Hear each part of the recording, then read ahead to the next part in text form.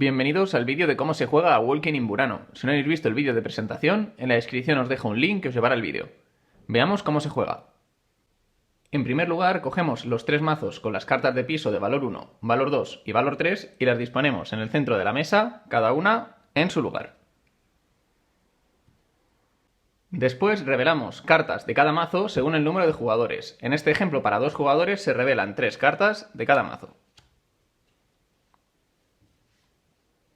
Ahora colocamos alrededor de la zona de cartas de piso los personajes. Colocamos los 4 cartas de visitante. Los visitantes se diferencian de los residentes en que otorgan 2 puntos de victoria en esta estrellita con valor 2. Para 2 jugadores utilizaremos solo 2 de las 3 cartas que hay de cada tipo.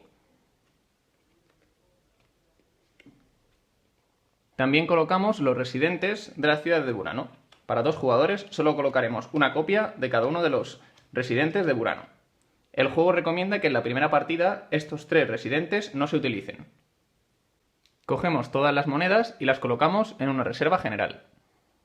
Cada jugador recibe sus 2 andamios, que los coloca uno al lado del otro, 3 monedas de la reserva y 4 fichas de infracción del color que haya elegido el jugador, y las colocará a un lado.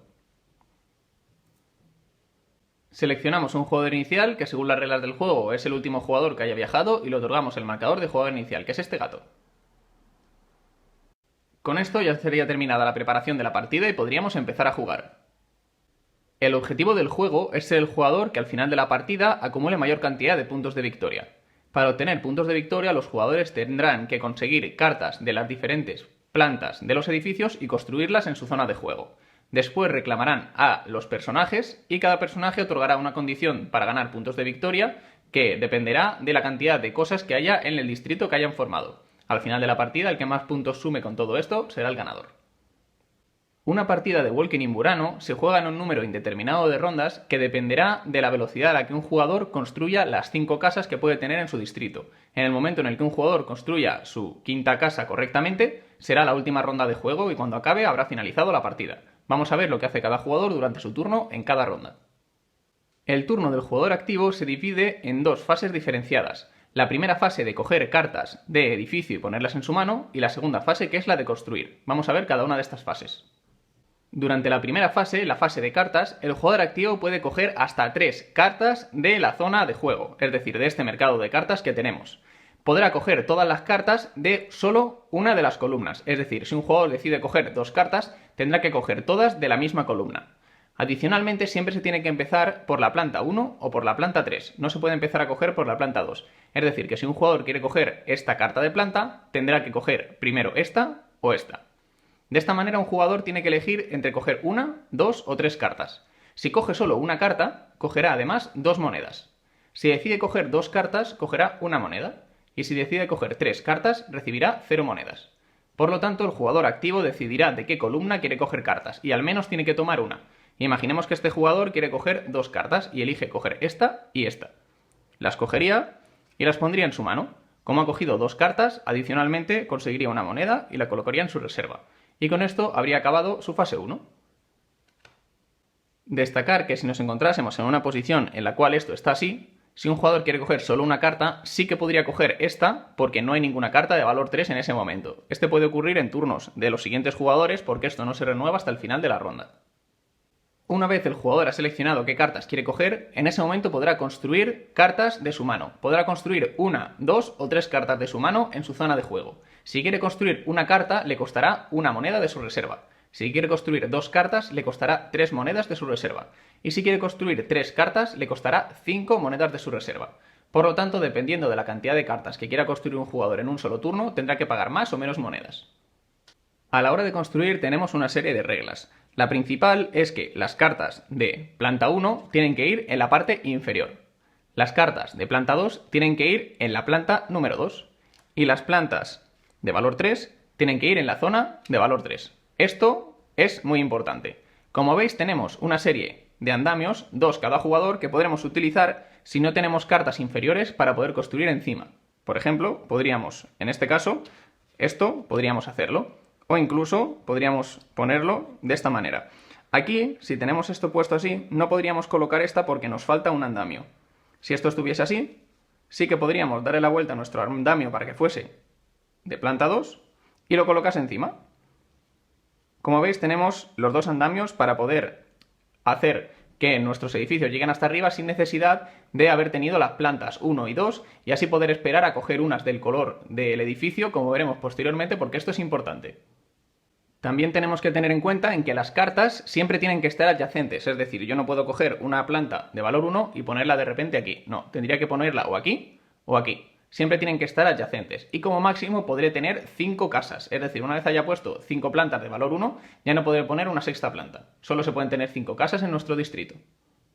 Adicionalmente hay dos reglas más que los jugadores podremos saltarnos hasta 4 veces durante la partida. Si nos saltamos una de estas dos reglas que os voy a explicar a continuación, el jugador perderá una de estas fichas de infracción que, si no la gasta, le otorga 3 puntos al final de la partida. Es decir, si no cometemos ninguna infracción al construir, ganaremos 12 puntos al final de la partida. Pero es posible que nos rente perder una de estas fichas para poder construir de una manera distinta. Bien, las directrices reguladoras, las dos reglas adicionales, son que en un mismo edificio todas las casas tienen que ser del mismo color. Es decir, si yo he empezado a construir una casa de color amarillo, si coloco una planta de color rosa, tendría que pagar una ficha de infracción. Lo que nos indican las reglas es que tenemos que intentar construir nuestra casa del mismo color. Es decir, si hacemos esto, no tendremos que pagar ninguna ficha de infracción. Sin embargo, si en algún momento quisiéramos poner esto aquí, por ejemplo, tendríamos que pagar una ficha de infracción porque los colores de la casa son distintos. A partir de aquí, esta casa cuenta como que es amarilla y es rosa. Es decir, si yo quisiese poner la planta de arriba amarilla o la planta de arriba rosa, no tendría que pagar fichas de infracción. La segunda regla es que dos casas adyacentes no pueden ser del mismo color. Esto quiere decir que si, por ejemplo, esto fuese de color amarillo y yo quiero ponerlo aquí, tendría que pagar una ficha de infracción. Supongamos, por ejemplo, que yo, después de haber puesto esto, quiero poner esta aquí.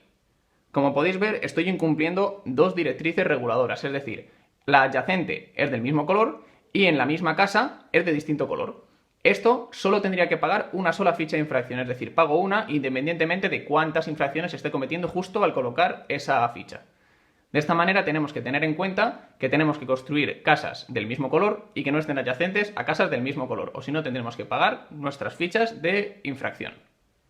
Después de esto habríamos acabado nuestro turno y le tocaría el turno al siguiente jugador, que tendría que hacer lo mismo. En su primer turno decidir qué cartas quiere coger y después si quiere construir o no. Y así iríamos jugando turno tras turno. Recordar que durante la fase de cartas, si cogemos una carta nos darían 2 monedas, si cogemos 2 cartas nos darían 1 moneda y si cogemos 3 nos darían 0 monedas. Al final de cada ronda, cuando el último jugador haya jugado su turno, haremos una pequeña fase de mantenimiento en el que repondremos las cartas de piso del tablero. En partidas a 2 jugadores, las últimas cartas que hayan quedado más a la derecha de cada uno de los 3 niveles se descartan. Y una vez descartadas, moveremos hacia la derecha todas las cartas que ya haya y repondremos hasta que haya 3 de cada piso sobre la mesa. En el momento en el que un jugador construya un piso completo, es decir, un piso que tenga parte de abajo, de en medio y de arriba, en ese momento el jugador decidirá atraer uno de los personajes a esa casa. En este caso, por ejemplo, el jugador podría traer a este turista. Cada turista tiene una condición de puntos de victoria al final de la partida. En este caso, da 3 puntos por cada gato que haya en la casa en la que se encuentre. Colocaríamos aquí el personaje y se quedaría ahí hasta el final de la partida. De esta manera, este jugador ha seleccionado este personaje y en esta casa tiene 2 gatos. Por lo tanto, este personaje le dará 6 puntos al final de la partida. Adicionalmente, le va a dar 2 puntos adicionales. De esta manera, los jugadores tendrán que ir construyendo sus casas teniendo en cuenta los criterios de puntuación de cada uno de los personajes. En el momento en el que un jugador haya terminado sus 5 casas, se acabará esa ronda y finalizará la partida, y pasaremos a una pequeña fase de puntuación. Para calcular la puntuación, cada jugador apuntará los puntos que le otorga cada uno de los personajes que haya conseguido en sus edificios completados.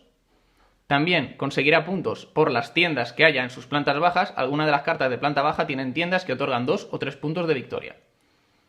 También obtendrán 3 puntos de victoria por cada ficha de infracción que no hayan utilizado. Y después se calculará la cantidad de ventanas cerradas que hay en sus edificios. Como podéis ver, algunas de las cartas tienen ventanas cerradas. Todos los jugadores sumarán cuántas ventanas cerradas tienen y el jugador que mayor cantidad de ventanas cerradas tenga perderá esa cantidad de puntos. Por ejemplo, si yo fuese el jugador con más cartas de ventana cerrada, que tengo 2, yo solo perdería 2 puntos al final de la partida. Y después de eso se suma todo y el jugador con mayor cantidad de puntos será el ganador de este Walking in Burano. Y esta es la explicación de cómo se juega a Walking in Burano. Espero que os haya gustado y nos vemos en el próximo vídeo. Un saludo desde Not In My Game.